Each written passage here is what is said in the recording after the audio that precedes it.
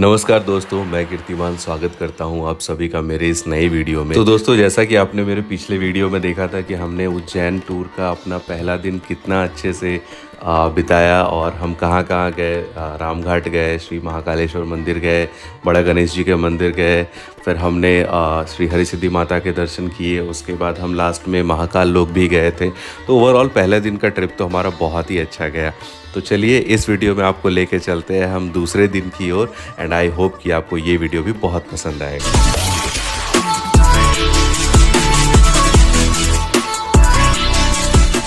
Good morning everyone. So Har हर महादेव।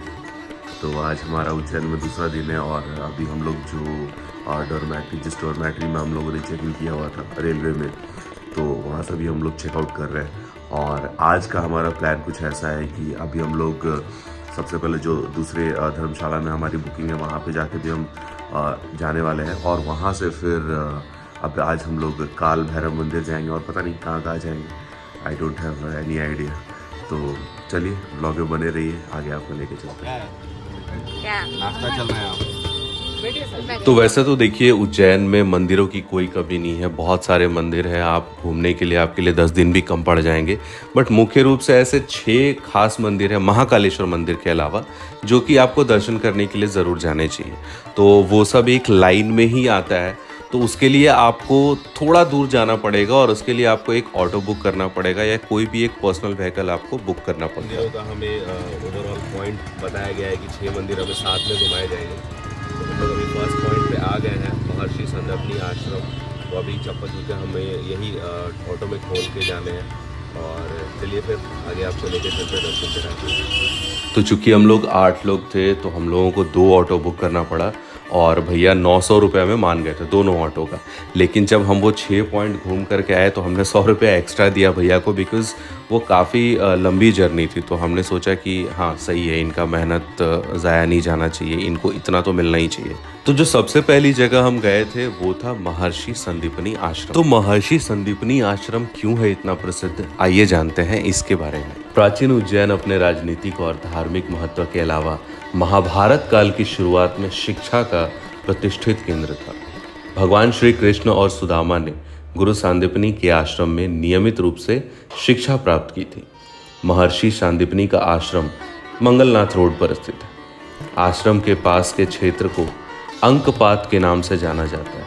माना जाता है कि यह स्थान भगवान कृष्ण द्वारा अपनी लेखनी को धोने के लिए इस्तेमाल किया गया था। माना जाता है कि एक पत्थर पर पाए गए अंक 1 से 100 तक गुरु सांदीपनी द्वारा उकेरे गए थे। पुराणों में उल्लिखित गोमती कुंड पुराने दिनों में आश्रम में पानी की आपूर्ति का स्रोत था। नंदी की एक छवि तालाब के पास शुंग काल के समय की है।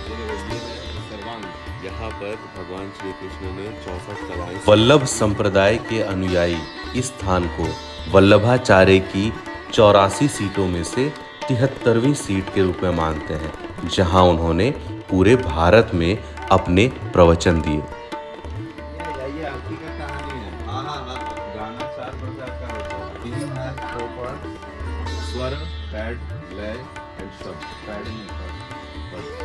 कहते हैं कि पहले ये आश्रम घास फूस का बना हुआ था, लेकिन बाद में इसे बचाने के लिए पक्का बना दिया गया। एक पुजारी का कहना है कि ये आश्रम 5266 साल पुराना है। आश्रम में भगवान श्री कृष्ण, बलराम और सुदामा की बैठी हुई बाल रूप की प्रतिमा स्थापित है। सभी एक साथ विद्यार्थी की तरह हाथों में स्लेट और कलम लेते हुए दिख रहे हैं। जब बाल कन्हैया पढ़ने के लिए आए तब उनकी उम्र 11 साल की थी।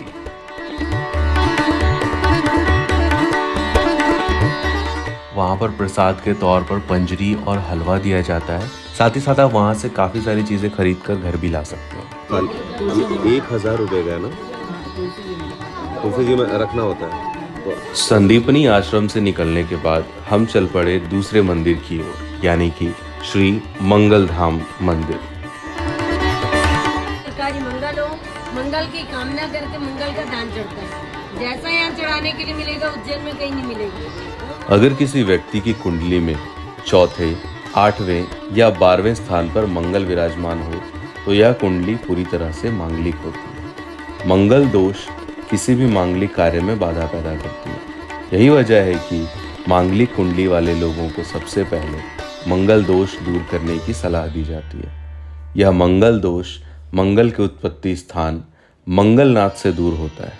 धार्मिक नगरी उज्जैन केवल भगवान महाकालेश्वर मंदिर के कारण ही नहीं, बल्कि मंगल ग्रह की उत्पत्ति स्थान मंगलनाथ के कारण भी विश्व प्रसिद्ध है। वैसे इस जगह को श्री नवग्रह मंदिर के नाम से भी जाना जाता है। अच्छा अच्छा।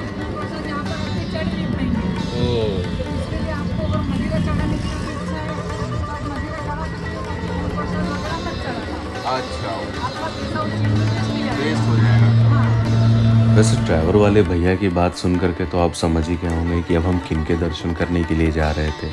चलिए, जो नहीं समझ पाया उनके लिए मैं बता देता हूँ।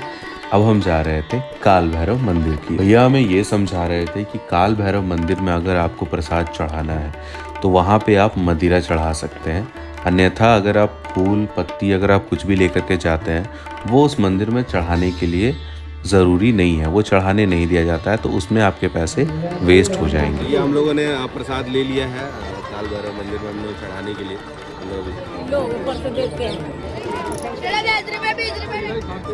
उज्जैन में महाकालेश्वर मंदिर के बाद अगर दूसरी जगह हमने कहीं पे इतनी ज़्यादा भीड़ देखी थी तो वो था यहाँ काल भैरव मंदिर।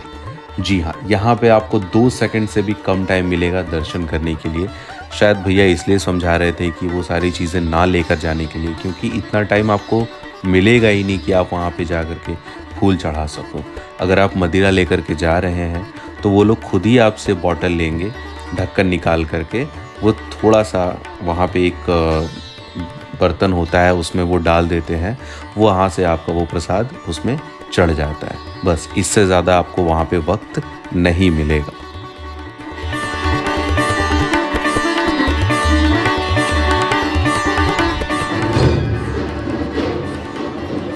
इसके बाद हम पहुंचे गढ़कालिका माता के मंदिर। 51 शक्तिपीठों में से एक शक्तिपीठ हरिसिद्धि माता का मंदिर है, लेकिन कुछ पुजारियों का दावा है नगरी में एक नहीं 2 शक्तिपीठ। हरिसिद्धि माता में माता सती की दाहिनी कोहिनी गिरी तो माता गढ़कालिका का धाम माता सती के ओष्ठ यानी कि होंठ का अंग गिरने से प्रसिद्ध हुआ है। दर्शन तो मैं ज़्यादा नज़दीक से नहीं कर पाया, थोड़ी दूर से ही कर पाया, लेकिन वहाँ की आरती में शामिल होने के बाद मेरे अंदर की पॉजिटिव एनर्जी लगभग 10 गुनी बढ़ गई। श्री गढ़कालिका माता के दर्शन करने के बाद जस्ट बगल में ही श्री गजानन अनुष्ठान केंद्र हम गए। यहाँ पर हमें गणेश भगवान की 2 प्रतिमाएं दिखी, एक बड़े गणेश जी और दूसरे छोटे गणेश जी। ऐसा कहा जाता है कि बड़े गणेश जी की जो प्रतिमा है वो बलराम जी ने बिठाई थी और जो छोटे गणेश जी की प्रतिमा है वो भगवान श्री कृष्ण ने बिठाई थी। इसके बाद हम लोग भरथरी गुफा जाने वाले थे, लेकिन भरथरी गुफा जाने से पहले हमें लग गई थोड़ी सी भूख, तो उसी रोड पर भरथरी गुफा रोड पर ही Shri Radha Madhav restaurant. So guys, I will suggest कि अगर आप उज्जैन जा रहे हैं तो यहाँ पर आप लंच करने के लिए ज़रूर जाइएगा। यहाँ पर 200 रुपये में अनलिमिटेड खाना मिलता है और वो भी 1-2 नहीं, लगभग 20 तरह के व्यंजन खिलाए जाते हैं यहाँ पे, और खिलाने का भी इनका एक अपना अलग ही तरीका है, वो भी मैं आपको दिखाता हूँ। ये वापला है ना, इसको ऐसे नहीं खाते हैं, इसको है ना दोनों चटनी मिलाया है ना, थोड़ा सा कड़ी मिलाया, ठीक है, ये हो गया। इसको अच्छा मिक्स कर लिया, फिर दाल डाल दिया, थोड़ा दाल डाल के इसको अच्छा मिक्स कर लिया। अब इसको टेस्ट करिए, ये टेस्ट करिए। वही ना, दूसरा का टेस्ट करने में मज़ा आता है इनको।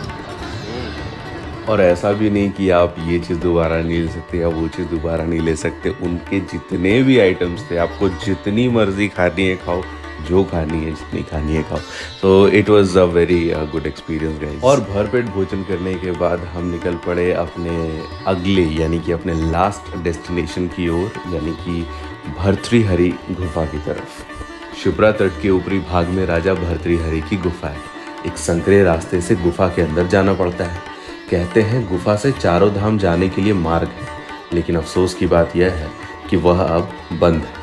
यह नाथ संप्रदाय के साधुओं का प्रिय स्थान है और योग साधना के लिए उत्तम माना जाता है।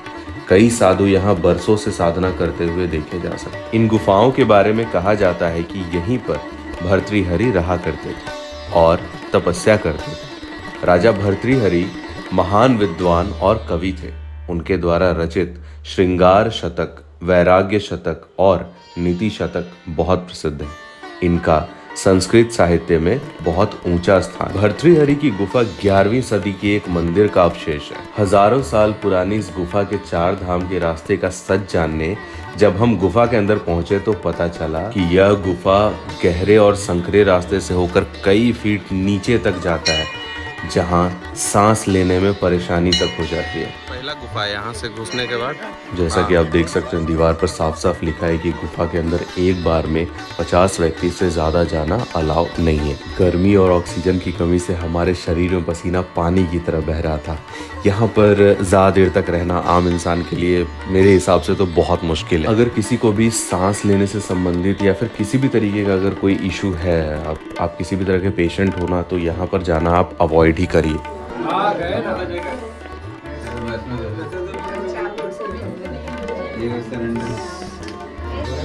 अरे अंदर में सफोकेशन कोई दिक्कत नहीं, 3 बजे चल के आ जाएंगे।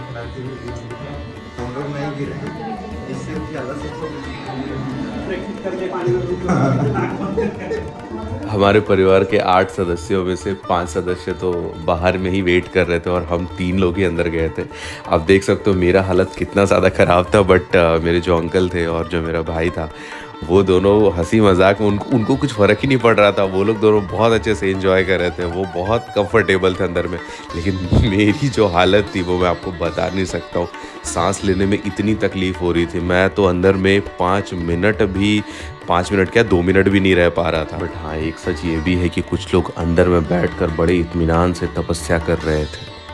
सच पूछो तो हिम्मत तो नहीं हो रही है, लेकिन अब आए हैं तो जाना तो ज़रूरी है। तो अब दूसरे गुफा में हम लोग एंटर करने वाले हैं। तो इसके अंदर 2 गुफाएं बनी हुई है। अंदर गुफा के अंदर ही वो एक और गुफा बना दी गई है। तो पहले गुफा में जाने के बाद तो हमने नतीजा देख लिया क्या हुआ, बट इसके बावजूद भी हम हिम्मत करके दूसरी गुफा के अंदर भी गए। गुफा के संत बताते हैं कि इस गुफा से 4 धाम के रास्ते का पता लगाने के लिए 4 अंग्रेज जब अंदर गए तो आज तक नहीं लौटे और तब से अब तक ये रास्ता बंद है। जानकार संत बताते हैं कि इसी रास्ते से राजा भर्तृहरि 4 धाम की यात्रा पर गए थे। जिस गुफा से 4 धाम जाने का रास्ता है, इसका एक सच यह भी है कि रात 9 बजे के बाद इस गुफा के अंदर कोई नहीं जाता, ना किसी ने जाने की जहमत उठाई।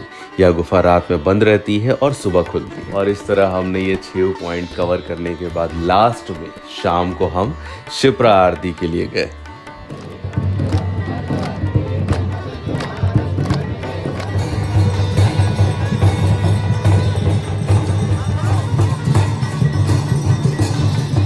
अगर आप उज्जैन जा रहे हैं तो शाम की शिप्रा आरती आप बिल्कुल मिस मत कीजिएगा।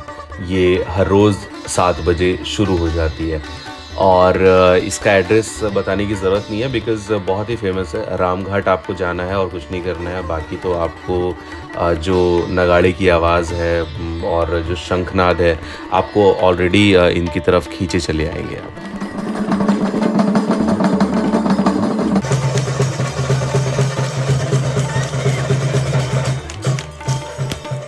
और ये जो लास्ट में आपने देखा, ये हम हरसिद्धि माता मंदिर गए थे। कि एक्चुअली हम फर्स्ट डे गए हुए थे, लेकिन सेकेंड डे भी हमने शाम को थोड़ा वक्त मिला तो हम चले गए थोड़ा घूमने के लिए।